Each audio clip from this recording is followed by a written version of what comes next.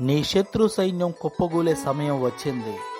నీ శత్రువులు నిన్ను నాశనం చెయ్యాలని నీ చుట్టూ ముట్టడి వేశారా? భయపడకు, దిగులు చెందకు. నీ పక్షమున ఉన్నవాడు గొప్ప దేవుడు. నీ శత్రువులని నలుదిశలా చెదరగొట్టే గొప్ప దేవుడు. నీ శత్రువులకు వణుకు పుట్టించే గొప్ప దేవుడు నీతోనే ఉన్నాడు. భయపడకు. దానియేలును హతమార్చాలని చూసిన శత్రువులు ఏమైపోయారు? ఇజ్రాయేలీలను బానిసలుగా చేయాలని చూసిన శత్రువులు ఏమయ్యారు? మొర్దెకై మీద నేరం మోపిన శత్రువు ఏమయ్యాడు? నీ మీదకి వస్తున్న శత్రువులకు కూడా ఇదే గతి పడుతుంది. అందుకే దేవుని యొక్క వాక్యం తెలియపరుస్తుంది.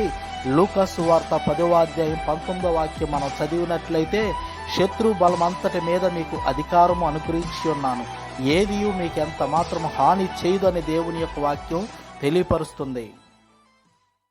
నీ శత్రు సైన్యం కుప్పగూలే సమయం వచ్చింది.